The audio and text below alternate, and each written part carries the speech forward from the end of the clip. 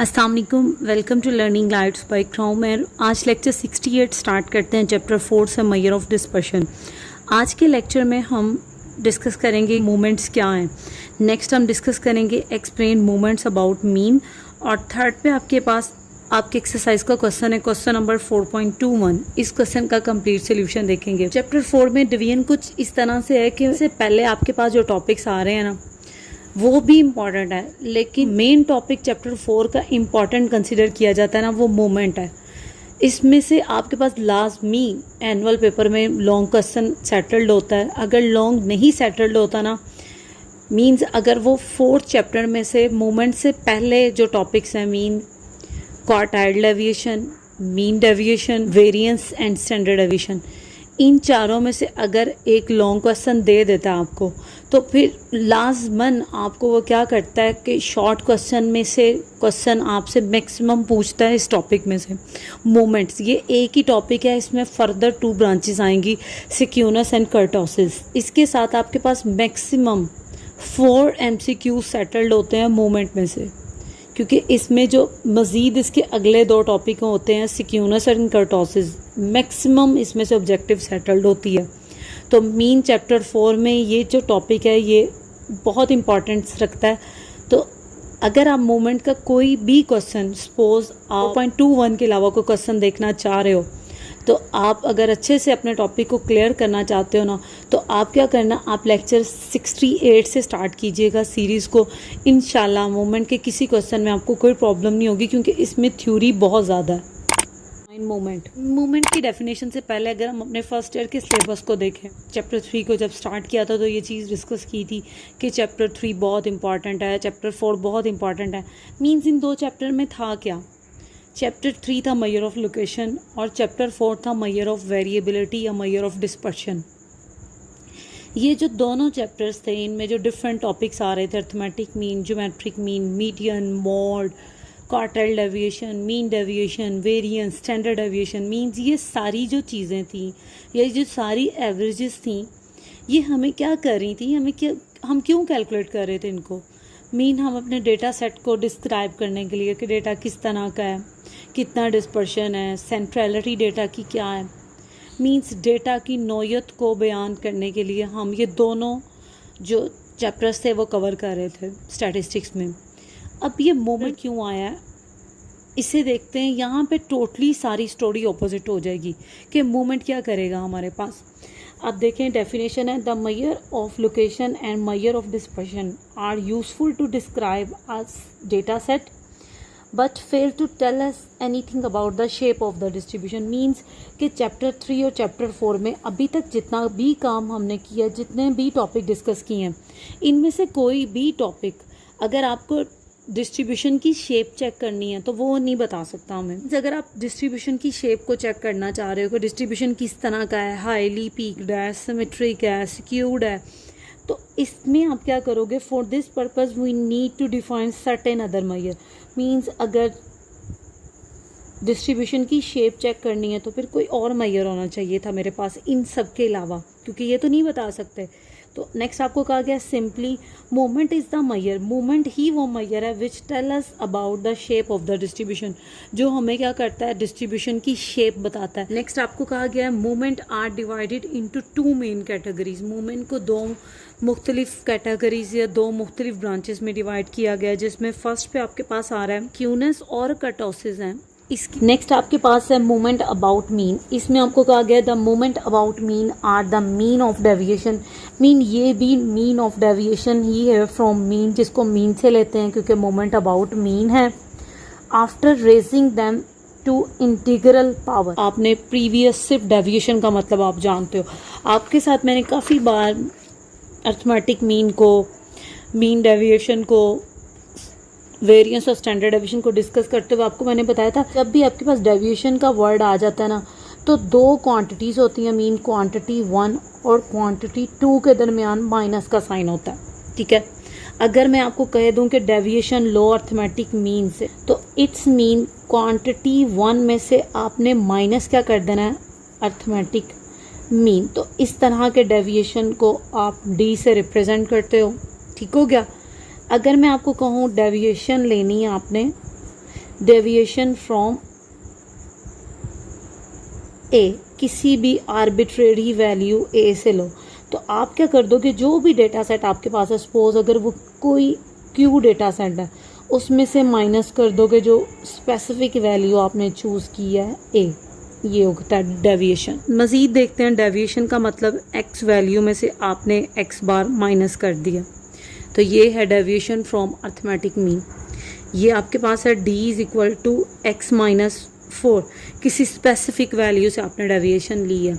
तो जब किसी स्पेसिफिक वैल्यू से डेविएशन लेते हो तो उसे क्या कहते हैं, deviation from any arbitrary value after raising them to integral power. Next आपको क्या कहता है, power is may be 1 2 3 4 up to so on. Out movement में आपको ये नहीं है कि बस पहले चार मूवमेंट होते हैं, नो, हम फर्स्ट 4 मूवमेंट इसलिए कैलकुलेट करते हैं कि ये हमें मैक्सिमम इन्फॉर्मेशन देते हैं। नेक्स्ट आपको कहा भी गया, but we are interesting first 4 power, mean हम पहली 4 पावर्स लेते हैं, 1 2 3 4 तक जाते हैं, क्योंकि हमें इन 4 पावर्स तक की मैक्सिमम इन्फॉर्मेशन मिल जाती है डेटा की। नेक्स्ट आपके पास है मूवमेंट अबाउट मीन, और देख लेते हैं कि पॉपुलेशन में मूवमेंट अबाउट मीन क्या होगा और सैंपल में मूवमेंट अबाउट मीन क्या होंगे। The population means movement are denoted by μ1, μ2, μ3 and μ4 and calculated as μr। ये सबस्क्रिप्ट में आर आ रहा है, मीन म्यू के डाउन पे आर आ रहा है, इसे यूं मत लिखिएगा μr, नो, ये म्यू यूं, ये यहाँ पे आर मेंशन करते हो, μr is equal to 1/n into summation xi minus mu raised to power r, where r is equal to 1 2 3 4। Next आपको कहा गया मोमेंट अबाउट मीन, सैम्पल्स में कैसे ये आएगा result, the sample moment are denoted by m1 m2 m3 m4। जैसे population moment को μ1 μ2 μ3 μ4 से रिप्रेजेंट करोगे, सैम्पल मोमेंट को किससे डिनोट करोगे आप, m1 m2 m3 और m4 से। और कैलकुलेट कैसे करोगे आप देखना, ये सेम यही फार्मूला आ जाएगा, लेकिन हमें पता है कि जैसे सैम्पल साइज पॉपुलेशन का कैपिटल एन से होता है, लेकिन सैम्पल साइज को हम किससे डिनोट करते हैं, स्मॉल एन से। यहाँ पे 1/n कैपिटल है, यहाँ 1/स्मॉल n multiply by summation xi यूं ही, और पॉपुलेशन मीन को म्यू कहते हैं और सैम्पल मीन को हम क्या कहते हैं, एक्स बार। तो xi minus X base to power r, और r की वैल्यू क्या होगी 1 2 3 4। याद रखिएगा पार आपने पहले लेनी है, लास्ट में आपने सम अप करना है। नेक्स्ट आपके साथ कुछ इंपॉर्टेंट पॉइंट डिस्कस कर रही हूँ, ये आपके पास ऑब्जेक्टिव पॉइंट ऑफ व्यू से काफ़ी इंपॉर्टेंट है। Some important point related to movement about mean, ये सारे पॉइंट सिर्फ और सिर्फ मूवमेंट अबाउट मीन के लिए हैं। मीन्स जिसमें डेविएशन आपने किससे लेनी है, अर्थमेटिक मीन से। इसमें फर्स्ट आपके पास है फर्स्ट मोमेंट, चाहे वो पॉपुलेशन का हो चाहे वो सैंपल का हो, अबाउट मीन, लेकिन about mean first moment about mean is equal to 0, यानी कि μ1 का आंसर क्या आएगा 0, या m1 का आंसर क्या आएगा 0। कोई अब इसकी रीज़न क्या है, ये तो एक रट्टा है आपके लिए कि जी रट्टा लगा लें, m1 आपके पास 0 आएगा। इसकी रीज़न देखें आप, जैसे आपने ये फार्मूला देखा है, mr is equal to 1/n summation xi minus x bar raise to power r। Moment 1 निकालने के लिए आपको r क्या पुट करना पड़ेगा 1। जब आप इसमें r1 पुट करोगे तो m1 is equal to 1/n summation xi minus x bar raise to power 1। 1/n हमें पता है किसी भी वैल्यू की पावर 1 हो वो इन रिटर्न वही आ जाता है। तो देखें क्या आपने चैप्टर नंबर 3 में जब मैंने आपके साथ properties of arithmetic mean discuss की थी, उस टाइम प्रॉपर्टी 1 थी आपके पास सम ऑफ डेविएशन, मीन डेविएशन का सम। तो ये डेविएशन नहीं है, मीन किसी स्पेसिफिक वैल्यू में से आपने उसका अर्थमेटिक मीन माइनस करके वैल्यूज़ को क्या किया है, सम अप किया है। Sum of deviation of any observation, किसी भी ऑब्जर्वेशन की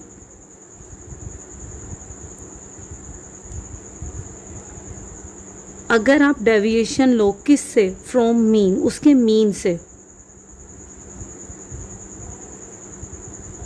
इज़ ऑलवेज ज़ीरो। वो क्या होती है, वो डेविएशन का सम क्या आता है, ज़ीरो आता है अगर आप उसको क्या करो, अर्थमेटिक मीन से लो।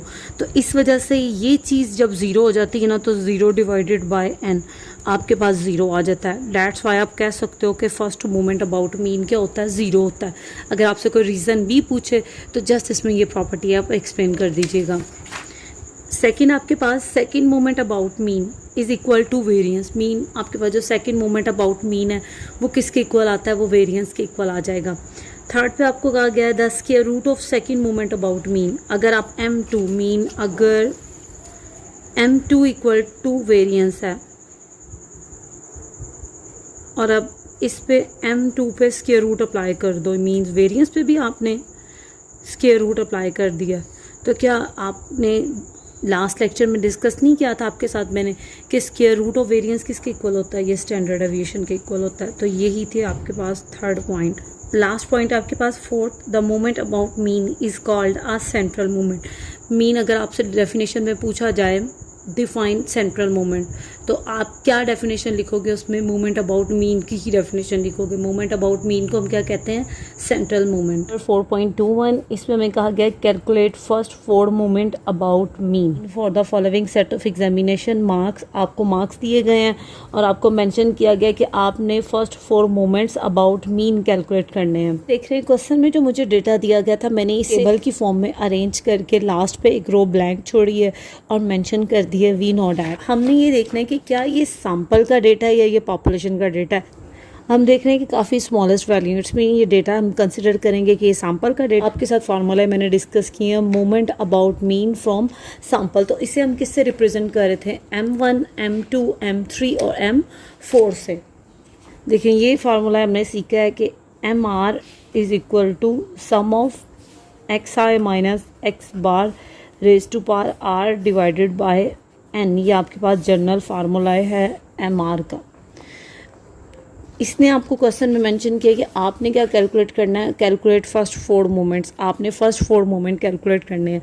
तो आपको r सबसे पहले क्या सब्स्टिट्यूट करना होगा, r की जगह पे 1। तो m1 आपके पास इक्वल आ जाएगा sum of xi minus x bar raise to power 1 divided by n। और हम जानते हैं किसी भी वैल्यू की अगर पावर 1 हो तो वो इटसेल्फ रिटर्न आ जाता है। यहाँ पे n ये आपके पास m1 का फार्मूला है, मोमेंट 1 का। अब आप देखिए मोमेंट अबाउट मीन, यानी कि इसमें r की जगह पे क्या सब्स्टिट्यूट करना पड़ेगा, 2। तो m2 इक्वल आ जाएगा sum of xi minus x bar raise to power 2 divided by हम इसी तरह मेरे पास मोमेंट 3 और मोमेंट 4 का फार्मूला आ जाएगा। तो क्या करते हैं, क्वेश्चन पे वापस आते हैं। जैसे वी नो डैट स्टेट किया, हम यहाँ पे मोमेंट 1 का फार्मूला लिख देते हैं कि मोमेंट अबाउट मीन इक्वल आ जाएगा sum of xi minus x bar divided by n। अब आप देख रहे हैं कि आपके पास x वैल्यूज़ तो मौजूद हैं, आपके पास x बार नहीं है।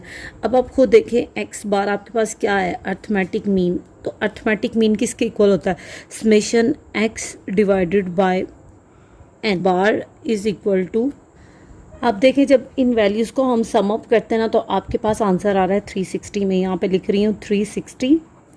तो समेशन x तो मुझे मिल गया, वो क्या है 360 है, डिवाइडेड बाय n क्या होता है, n number of values, means कितनी वैल्यूज़ आपको दी गई हैं, 1 2 3 4 5 6 7 8 9 9 वैल्यूज़ आपको दी गई हैं। तो 360 को डिवाइड करते हैं 9 से तो आपके पास अर्थमेटिक मीन क्या आ रहा है 40। अब आप आसानी से xi माइनस x बार कर सकते हो, मीन हर x वैल्यू में से x बार को माइनस कर सकते हो। फर्स्ट पे तो आपके पास x बार था ही नहीं, इसलिए तो आपने ये कैलकुलेट किया जो कि 40 आया। अब आप यहाँ पे मेंशन करोगे xi माइनस x बार और यहाँ पे मेंशन भी कर दें कि ऊपर x बार किसके इक्वल है, x बार इक्वल है 40 के। अब आपने क्या करना है, हर x वैल्यू में से 40 को माइनस करते जाए। याद रखिएगा फर्स्ट पे x वैल्यूज़ आएंगी, देन माइनस के बाद 40 आएगा। आपके पास फर्स्ट x वैल्यू है 45, देखें स्क्रीन पे। ये पॉइंट काफ़ी इंपॉर्टेंट है। जैसे ये 45 है ना, 45 माइनस x बार जो कि 40 है। देखिए आपके पास पॉजिटिव 5 आ रहा है। सपोज अगर आप पहले 40 लिख लेते हो, मीन एक्स बार फर्स्ट पे लिख देते हो और फिर एक्स वैल्यू इसमें से माइनस करते हो, तो अब इस टाइम आपके पास -5 आएगा। तो ध्यान रखिएगा फर्स्ट पे एक्स वैल्यूज़ लेनी है, माइनस के बाद आपके पास एक्स बार की वैल्यू आएगी। तो देखें फर्स्ट एक्स वैल्यू थी 45, जब इसमें से 40 माइनस किया तो ये आपके पास आ रहा है +5। अब देखें सेकेंड एक्स वैल्यू है आपके पास 32, इसमें से माइनस करना एक्स बार जो कि क्या है 40, इस टाइम आपके पास -8 आ रहा है। थर्ड एक्स वैल्यू है 37, इसमें से जब 40 माइनस करेंगे तो -3, जब आप 46 में से 40 माइनस करेंगे तो +6 आ रहा है आपके पास। जब आप 39 माइनस 40 तो आपके पास आ रहा है -1। जब आप 36 में से भी 40 माइनस करते हैं तो अब भी आपके पास आ रहा है -4।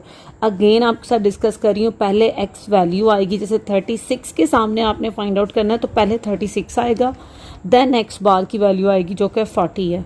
तो देखिए आपके पास आ रहा है -4। 41 में से जब आप 40 माइनस करते हो तो +1। 48 में से जब 40 माइनस करोगे तो आपके पास आएगा +8।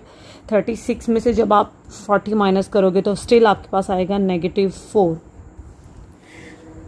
अब आप देखें इस M1 का क्या मतलब है, एक्स आई माइनस एक्स बार जो आपने कॉलम बनाया होगा ना उसका सम चाहिए, ये कॉलम आपके पास आया है, इट्स मीन अब आपको इन वैल्यूज़ को प्लस करना पड़ेगा।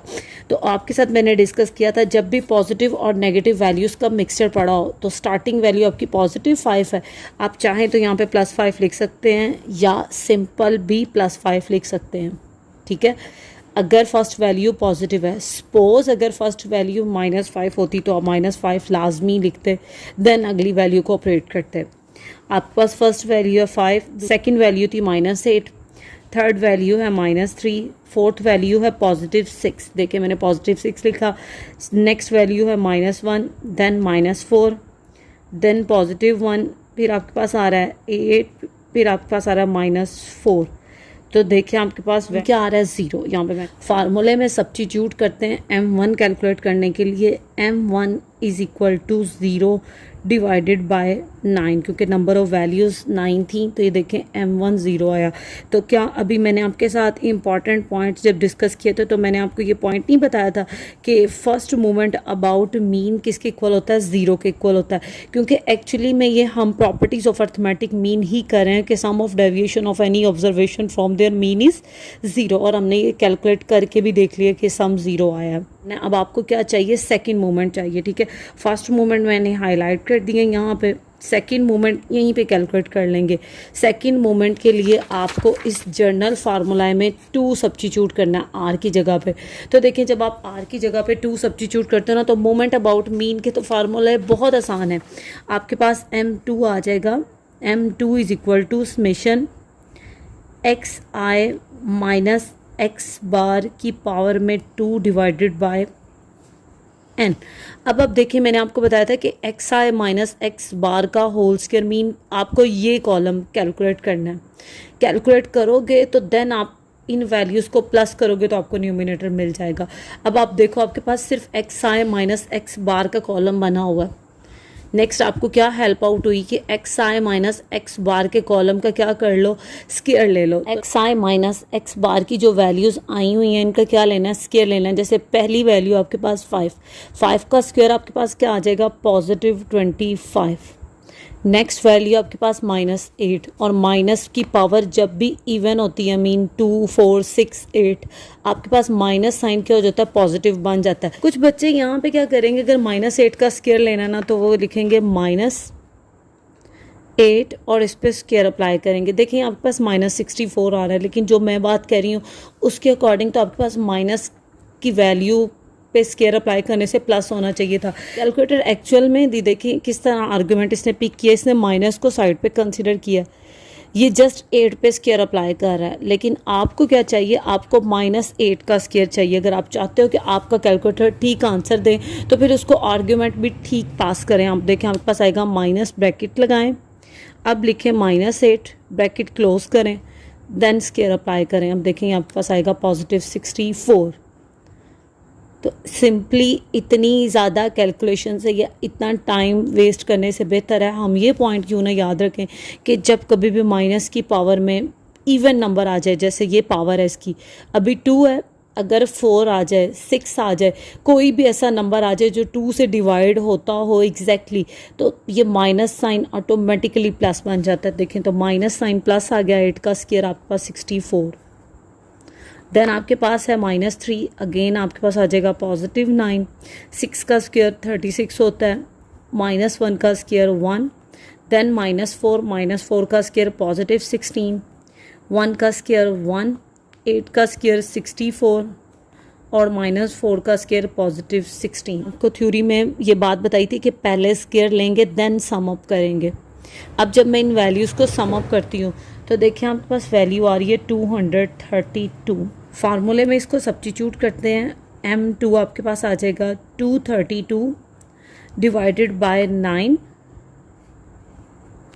तो जब आप 232 को डिवाइड करते हो 9 से तो आपके पास वैल्यू आ रही है 25.78। हाईलाइट कर देते हैं। ये आपके पास सेकंड मोमेंट अबाउट मीन भी हो गया। जैसे आपने थ्योरी में सीखा था कि फर्स्ट मोमेंट का आंसर अबाउट मीन का आंसर क्या आएगा 0, जबकि सेकंड मोमेंट किसके इक्वल होता है वेरिएंस के। सपोज अगर आपको ये डेटा दे कि ये भी कहा जाए कि वेरिएंस कैलकुलेट करें तो श्योरली इसका आंसर ये होगा। थर्ड मोमेंट किसके इक्वल आ जाएगा। थर्ड मोमेंट के लिए आप लिखोगे m, इसके सबस्क्रिप्ट में 3 समेशन xi माइनस x बार की पावर 3 डिवाइडेड बाय n। अब देखें xi माइनस x बार, ये आप 2 बार तो ले चुके हो, अब आपको xi माइनस x बार की पावर क्या चाहिए 3 चाहिए। xi माइनस x बार की पावर आपको 3 चाहिए मोमेंट 3 कैलकुलेट करने के लिए। मीन्स आपको xi माइनस x बार को कितनी दफ़ा मल्टीप्लाई करना है 3 टाइम मल्टीप्लाई करना है। आप जानते हो कि क्यूब का मतलब क्या होता है 3 टाइम मल्टीप्लाई। जैसे 5 का अगर आपने क्यूब लेना है तो आप लिखोगे 5 × 5 × 5, तो 5 5 25, 25 को जब 5 से मल्टीप्लाई करते हो तो ये आपके पास आता है 125। अब आप अगर 4 का क्यूब देखो तो 4 क्यूब का मतलब 4 4 4, ये डॉट एक्ट कर रहा है मल्टीप्लाई। 4 4 16, 16 4 64। लेकिन ये पॉजिटिव के लिए तो हम आसानी से कर लेंगे। नेगेटिव के लिए क्या होगा, नेगेटिव के लिए आपके पास आ जाएगा -4 इसकी पावर 3। तो इसका मतलब है -4 को कितनी दफ़ा लिखेंगे 3 टाइम। अब देखें जब -4 से इससे सॉल्व करूँगी ना मैं, तो ये माइनस माइनस तो प्लस हो जाएगा, 4 4 16। लेकिन जैसे ही मैं इसे -4 से मल्टीप्लाई करती हूँ तो प्लस माइनस मल्टीप्लाई होकर माइनस वापस आ जाता है। 16 4 64 ये आपके पास आ जाएगा। तो सिंपली इतनी कैलकुलेशन से सेव होने के लिए ये बात रखिए, याद रखिएगा, जब कभी भी माइनस पे पावर ओड पड़ी हो, ओड क्या होते हैं मेरे पास, ओड नंबर्स हो, जैसे 3 है, 5 है, 7 है, 9 है, तो आंसर में आपके पास लाजमन माइनस का साइन रिटर्न आता है। ठीक है। अब देखें 5 का क्यूब आपके पास क्या आता है, 5 को 3 दफ़ा मल्टीप्लाई करना है तो 5 क्यूब आपके पास आता है 125। मैं यहाँ लिख रही हूँ 125। या इसका एक और वे आपने देखें xi माइनस x बार 2 टाइम तो ले चुके हो, 1 टाइम ये बढ़ा। अगर आप 25 को भी 5 से मल्टीप्लाई करते हो तब भी 125 आता है। अब आप -8 को मल्टीप्लाई कर दो 64 से। लेकिन इस तरह करने से एक प्रॉब्लम ये होगी कि अगर m2 रॉन्ग बनाया होगा ना, इससे ले के आप m3 भी गलत बना लोगे। तो आपकी मर्ज़ी, आप चाहो तो माइनस पे पावर 3 लेने से तो माइनस ने तो वापस आना था। 8 का क्यूब ले लो, जस्ट 8 क्यूब आपके पास आ रहा है 512, तो ये आ जाएगा -512। और जैसे मैंने अभी बोला -8 को 64 से मल्टीप्लाई करो तो -8 मल्टीप्लाई बाय 64, ये भी आपके पास 512 ही आ रहा है। अब आपकी चॉइस, आप कैसे कैलकुलेट करना चाह रहे हो। 9 को -3 से मल्टीप्लाई करो तो माइनस का साइन, 9 3 27। क्या करो 36 को मल्टीप्लाई करो 6 से तो देखते हैं 36 को 6 से मल्टीप्लाई करने से 216 आ रहा है। अगर मैं 6 का भी क्यूब लूँ, 6 क्यूब भी आपके पास 216 ही आ रहा है। -1 का क्यूब लेना है तो -1 का क्यूब लेने से माइनस वापस आ जाएगा, 1 का क्यूब 1 ही होता है। -4 का क्यूब लेना है तो माइनस का क्यूब लेने से माइनस वापस, जब 4 को 3 टाइम मल्टीप्लाई करते हो तो आपके पास आ जाता है 64। नेक्स्ट 1 का क्यूब 1 ही रहेगा, 8 का क्यूब आपके पास आ जाएगा। देखें ये 8 है, ये -8 है, तो +8 का क्यूब आपके पास +512 ही रहेगा। -4 का क्यूब आप ले चुके हो, देखो आपने यहाँ पे -64, तो ये आपके पास -64 आगे लिए इन वैल्यूज़ को सम अप करते हैं।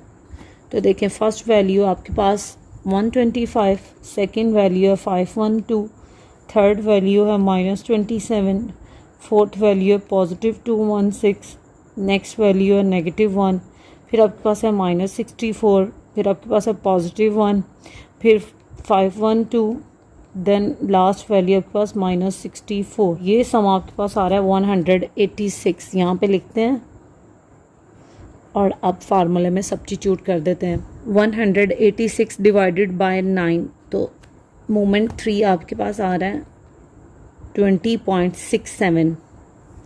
आपने मोमेंट 1, मोमेंट 2, मोमेंट 3 तो कैलकुलेट कर लिया। अब आपको M4 चाहिए। M4 के लिए आपको क्या करना है, जो जनरल फार्मूला है MR is equal to sum of XI minus x bar की पावर 4 डिवाइडेड बाय N, ये तो ये आपके पास आ जाएगा M4 is equal to sum of XI minus x bar की पावर 4 डिवाइडेड बाय N। ये आपके पास मोमेंट 4 का फार्मूला है। अब इसने आपको हेल्प आउट किया कि अब आप कौन सा कॉलम बनाएं, XI माइनस एक्स बार की जो वैल्यूज़ आई हैं उस पर 4 पावर अप्लाई कर दो। तो यहाँ पे लिखते हैं XI माइनस एक्स बार की पावर 4। जैसे आप इन दो कॉलम्स को मल्टीप्लाई कर रहे थे पावर 2 और पावर 1 वाले को, तो आपके पास 3 पावर आ रही थी।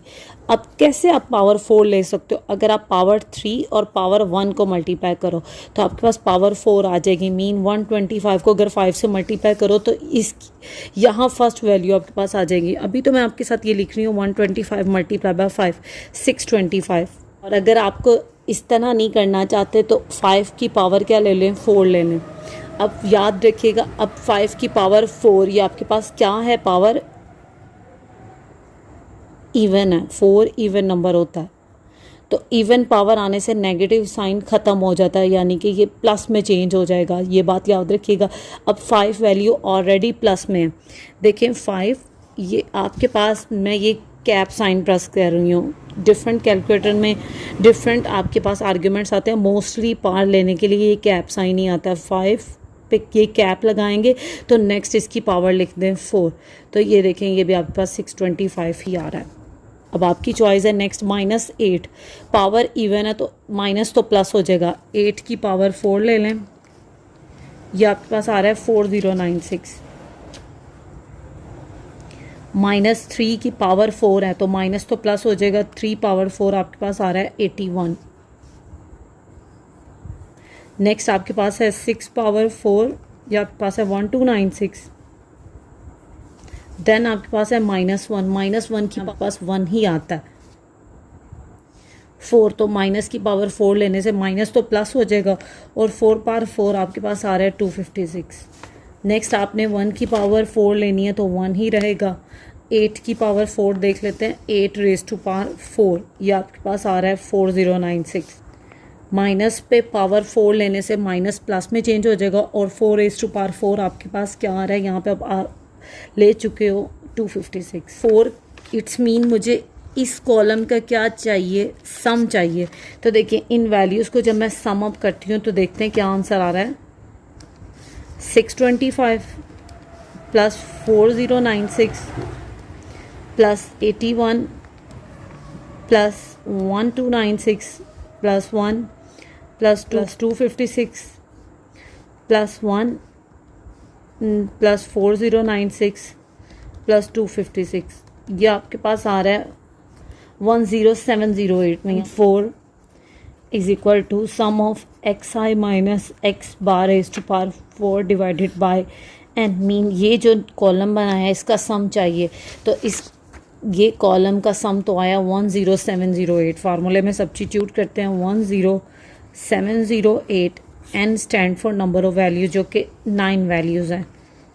तो M4 आपके पास फाइनली आ रहा है 1189.78। तो ये था आपके पास क्वेश्चन नंबर 4.21, जिसमें आपको पहले 4 मोमेंट्स निकालने को कहे गए थे, मोमेंट्स अबाउट मीन। इसी वजह से मैंने ये लेक्चर को स्टार्ट करने से पहले या इस क्वेश्चन को स्टार्ट करने से पहले आपके साथ मोमेंट की थ्योरी डिस्कस की थी, ताकि आपको मोमेंट अबाउट मीन और मोमेंट अबाउट आर्बिट्रेरी वैल्यू में डिफरेंस पता लग जाए। ये topic just moment about mean पे था, दैट्स वाई मैंने ये क्वेश्चन भी पिक किया था। इसके साथ आज का हमारा लेक्चर फिनिश होता है। लास्ट पे आप सबसे रिक्वेस्ट है, प्लीज़ चैनल को लाइक और सब्सक्राइब करें, अपने दोस्तों के साथ शेयर करें। वीडियो पसंद आए तो लाइक कीजिएगा। अपना ख्याल रखिएगा। अल्लाह हाफिज़।